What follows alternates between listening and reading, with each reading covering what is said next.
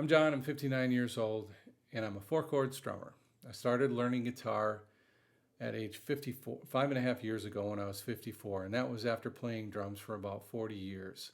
Had to give up the drumming, got into guitar, and just want to share a few things about what it was like, what I learned, what guitars taught me, like the title says, after 5 years starting at age 54.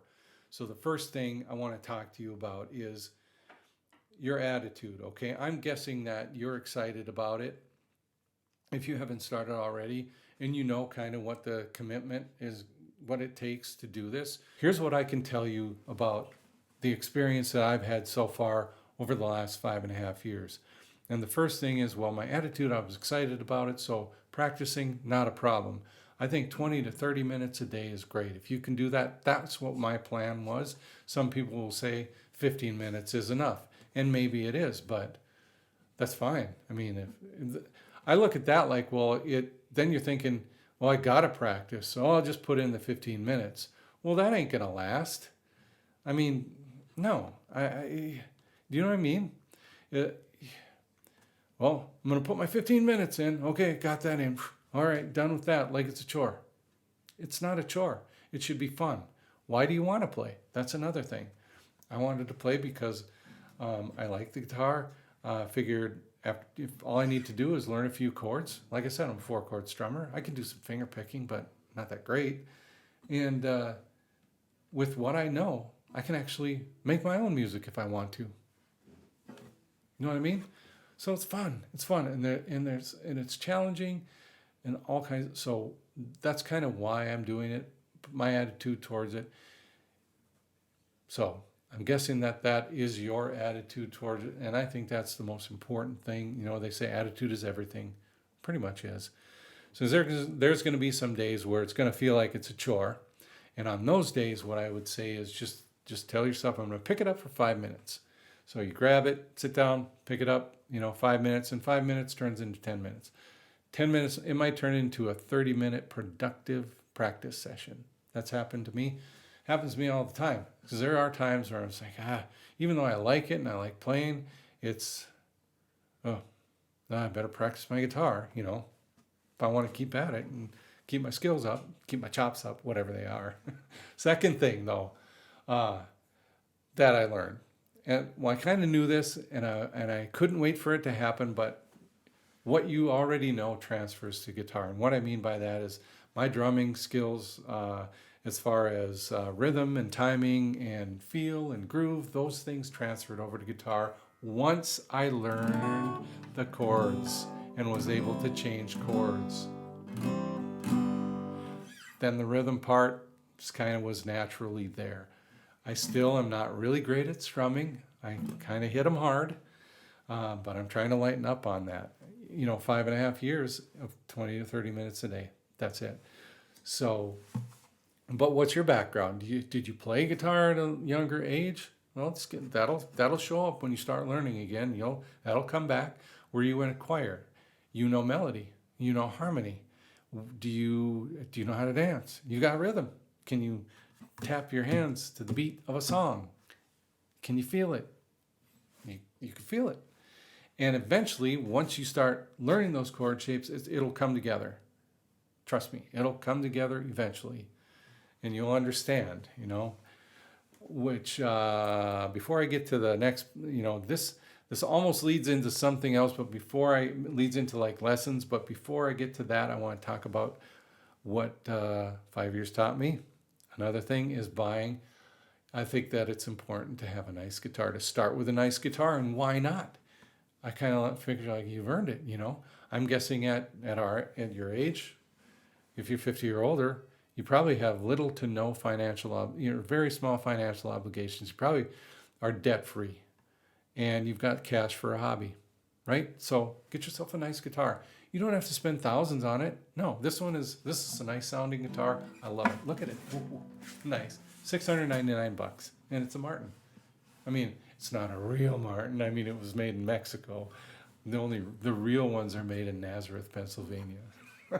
Somebody jokingly sent me a comment of that. He goes, "Oh, that's not a real Martin."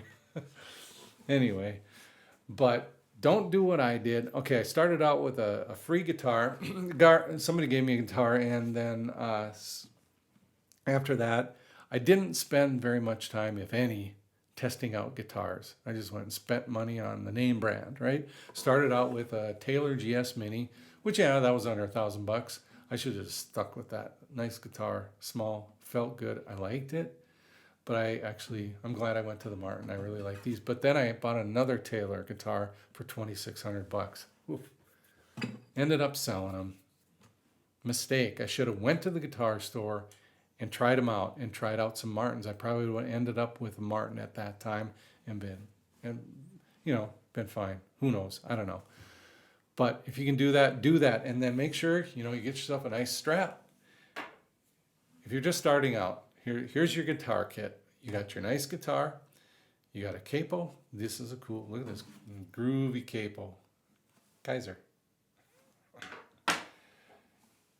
Tuner. Get a tuner. Not tuna. Tuner. This one was expensive. $70 I think for this. You don't need one that expensive. $20 will do. These acoustic electric guitars, some of them have built-in tuners, and I just use those. And what was the other thing? That's it. Guitar, strap, capo, tuner, picks. Get a variety pack of picks so you can choose the one, find out which one fits the best for you. So there you have it. Now, lessons. I think it's important to have guitar lessons. I took about 10 lessons, 2.5 months worth. I had to quit because of work, but I think if that wouldn't have been a problem, or the fact that I like to take naps at 2:30 in the afternoon, which is when my guitar lesson was, I may have kept on with them. But why do I think I think lessons are important because when you're sitting across from somebody in person, they can make sure that you're holding the pick the correct way, you're strumming the correct way, you're making the chord shapes correctly, and if you're not, they can make those corrections while you're there, right there with them. You learn the fundamentals, the basics, chords, tabs, maybe a little finger picking if you want to do that, flat picking, hybrid picking, all those different things to get you started off on the right foot. And then when you feel like you're ready to launch out on your own, then you don't have to do them. I mean, it's over $100 a month for lessons. It was for me. So yeah, it can get, that adds up over a year. But like I said before, you got cash to spend on your hobby. So that's what I would say with that. And then after that, if you're going to start learning from somebody off of YouTube or sign up for an online course, there's some really good ones out there. I learned a lot from Justin Guitar, and I learned from Marty Music. And then also I download music that has chords and words and everything from a website called ultimateguitar.com. If you haven't heard of it, check it out. I stumbled onto it early on, and it's like, oh, this is great. There's millions of songs out there. So if one pops in my head that I think I'd like to learn, like this recent one, Sunshine by Jonathan Edwards. It's an older song, Sunshine. Way today, don't feel much like dancing. That one, it's got easy open chords, but the rhythm is the challenge. So that's the part that's groovy. All right. ultimateguitar.com. I found it. I got it. I'm gonna work on it. Okay, so find one person on YouTube and stick with them if you can. Don't bounce around to one for another because it might make it hard for you to make any progress. All right, final thing I want to talk about here before I let you go. Hopefully you're still hanging on here. That is, 5 years taught me, is that this plateau. And the plateau is a real thing. And here's how I define it. A plateau is a period of time before you finally develop muscle memory. It's that time where you don't feel you're practicing all the time. You are practicing, but you feel like you're not making any progress. You're constantly looking at your hand, as you do this thing, and your fingers aren't landing on the chord shapes quite automatically yet. And you're wondering if you're ever going to get it down. And during this time, also, your body is adapting to the guitar. So you're gonna go, you've got finger pain. Everybody knows your fingers are gonna get sore. Your fingers are gonna get sore. You're gonna have finger pain. But along with that, there's muscle soreness. This elbow gets sore for me. It's kind of getting stiff right now because I'm holding it in this position. I'll tense up back here and get a knot in my shoulder, but I had pain in this shoulder for months and wondering if it was going to go away. And it kind of tested me because I thought, no, is this going to do me in? Is this going to make me quit? I hope not. But I wasn't going to let it. Okay, so just some things you can expect. And you might go through months of muscle soreness, stiffness, and if you got joint pain, all that, you got that to deal with too, but push through it, okay? This is the point where, from what I've heard and stuff, that people will give up. The thing is, it's like, you don't know how close you are, so you got to just keep trying and get to it. I didn't know how close I was, and it seemed like it was dragging on, but finally it clicked, and one day, it was like overnight, I'm practicing. I'm in here. I'm practicing.